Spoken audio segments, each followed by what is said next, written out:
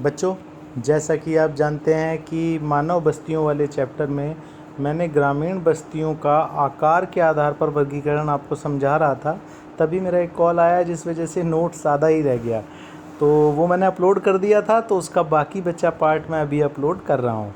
तो बच्चों, बात ये है कि कई गाँवों को हम उनके आकार के आधार पर भी नाम देते हैं, जैसे कि रैखिक गांव जो कि एक रेखा में हो, वर्ताकार जो गोल हो, या चतुर्भुज जो जिनकी चार भुजाएं हो, चौरस हो जो टी गांव जो टी की शेप में बने हुए ग्राम होते हैं। कई बार दो ग्राम भी होते हैं, जिसे दो गांव जुड़े हुए जो होते हैं उन्हें दो ग्राम बोला जाता है। तो आकार के आधार पर भी इनका नाम रखा जाता है। ये मैंने आपको पिछले नोट्स में समझाया। चलिए आइए अब शहरी बस्तियों की बात करते हैं। देखो बच्चों, शहरी बस्तियाँ मुख्यतः चार प्रकार की होती हैं। सबसे पहले प्रशासनिक बस्तियाँ, बच्चों जहाँ पर प्रशासन चलाया जाता है, जहाँ पर निर्णय लिए जाते हैं शासन से जुड़े हुए, उन बस्तियों को प्रशासनिक बस्तियाँ कहते हैं। जैसे मैं आपको उदाहरण दूँ, दिल्ली से सारे देश के अंदर नीतियाँ निर्धारण का काम चलता है। तो यहाँ सरकार है, यहाँ पे सरकार ऐसे कानून बनाती है जो पूरे देश में लागू होते हैं। तो ये प्रशासनिक एक केंद्र है। लोग यहाँ पर अधिकतर नेता, बड़े बड़े राजनेता निवास करते हैं।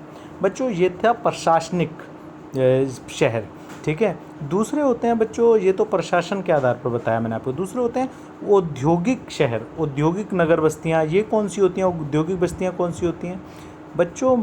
ग्रामीण बस्तियों के बाद मैं अब आपको शहरी बस्तियाँ बता रहा हूँ। और शहरी बस्तियों में औद्योगिक बस्तियाँ वो बस्तियाँ जो उद्योगों के आधार पर बसाई गई हों, क्योंकि वहाँ उद्योग ज़्यादा हैं। जैसे कि नोएडा एक औद्योगिक बस्ती है, गुड़गांव एक औद्योगिक बस्ती है।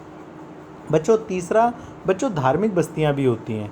देखो, मथुरा एक शहर है, वो गांव नहीं है। वहाँ पर बहुत सारे बड़े बड़े शॉपिंग कॉम्प्लेक्स खुल गए हैं, बड़ी बड़ी दुकानें हैं, बिजली पानी सड़कें सब कुछ आपको मिल जाएगा मथुरा में। तो लेकिन मथुरा बसा क्यों है? मथुरा को शहर बनाया किसने है? बच्चों, वो मथुरा को शहर इसलिए बनाया क्योंकि उसका एक धार्मिक महत्व था। तो ऐसी बस्तियों को धार्मिक बस्तियाँ कहते हैं, जैसे बनारस, मथुरा। तो ये धार्मिक बस्तियाँ हैं। बच्चों चौथी और अंतिम है शैक्षिक बस्तियाँ।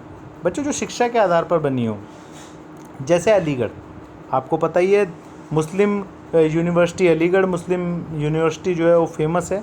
तो शिक्षा के आधार पर ये बसाई गई है। तो ये भी एक शैक्षिक बस्तियाँ भी होती हैं बच्चों इसके अलावा भी एक प्रकार होता है, इसे व्यापारिक बस्तियाँ कहते हैं, जैसे गुजरात और मुंबई, जहाँ व्यापार बहुत अधिक होता है। तो बच्चों ये थे मानव बस्तियों में शहरी बस्तियों के प्रकार जो मैंने आपको बताए।